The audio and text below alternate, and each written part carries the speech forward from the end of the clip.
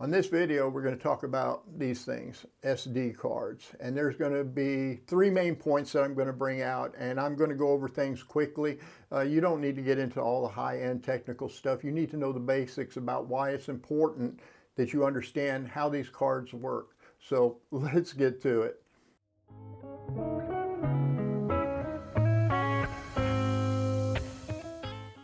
One of the first things that people think about when they're considering purchasing a new SD card is the space on there. How much information can they write to this card? How many megabytes? How many gigabytes? And that is important. It's important that you have enough room in the card where you don't have to continually change them out. And if you're shooting wildlife photography or sports photography, where you're shooting many frames per second, or you're shooting video, having that storage capacity is very important. If you're shooting still imagery, not so important. You have plenty of time and resources to change the card out if you even need to. So right off the bat, people think initially, well, I want as high storage capacity as I possibly can afford.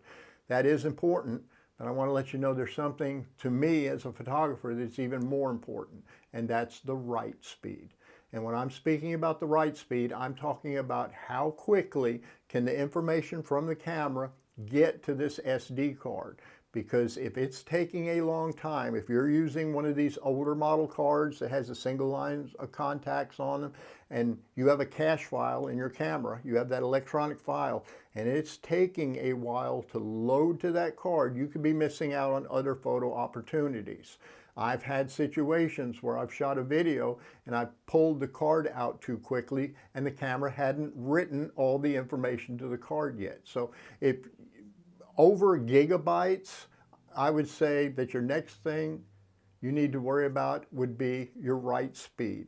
As far as the read speed is concerned, that's not much an issue when you go to work in post and you take your card out of the camera and work on it at that point. Yes, it's fast to have it read that information as quickly as possible, but it isn't as critical as how fast the information can get to the card. That's more important.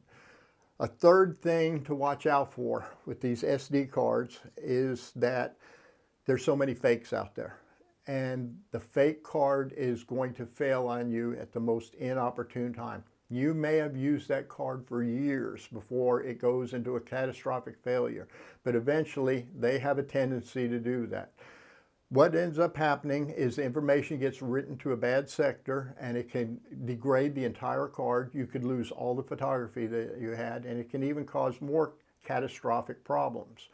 There are a couple of softwares. So if you have some cards and you don't know where they came from, there are some softwares like Diskmate 64 that will write to the card. It'll create a bunch of files and write it to the card to make sure the card is legitimate in the fact that it says it's 64 megabytes. You want to see if there's actually 64 megabytes there. The actual electronic component inside this card is only a fraction of what the card is. And just about the amount that you see of the contacts, there's about that much more that's actually the technology of the card. The rest of it's just empty space inside of there. So when you run it through a software like that, it'll fill up the card and it'll make sure there's no bad sectors, and it'll make sure the card can be trusted in the future. There's also another software, H2 Test W. And that software will do the read and write speeds and make sure that the card is performing the way it's supposed to perform. So if you run both those pieces of software, you're going to be pretty confident that you have a legitimate card.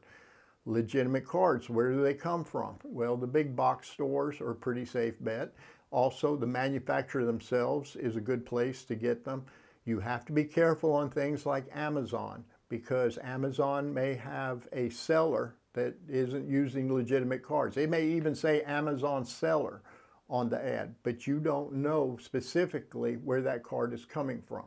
Of course, the Temus and the Alis, where you're buying directly from China, you're buying something that could cause you problems in the future. So be very careful about your cards. If you notice on the back of the cards, there are contact points. The older model SD cards has a single row. The new model cards have multiple rows of contact points. And where that comes into play is, once again, that write speed. How quickly can the information get to the card and get off of the card?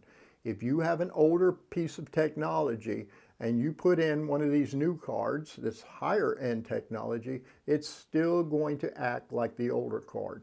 You don't have the contact points to optimize this higher end video card. And these are considerably more expensive. You know, you're talking a $200 card versus a $20 card.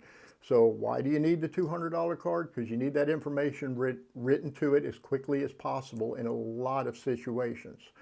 Now, once the information is there, you can read it at a later time. If you put the newer model card in an older piece of technology, once again, you're only going to get the speeds that the older technology has. On the opposite side of that coin, if you have a newer piece of photography equipment, a newer camera, and it can access all these contact points, and you're using an older model card like this that has a single line of contact points, you're not going to get all the capabilities out of your newer model camera.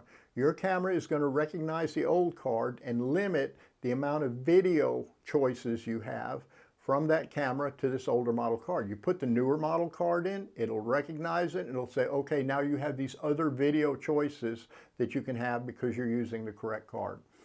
Well, I hope this information was helpful to you. I know I didn't get into the specs of what all the little numbers mean, but those three things I just discussed, they should give you the peace of mind to have the right piece of equipment for your camera.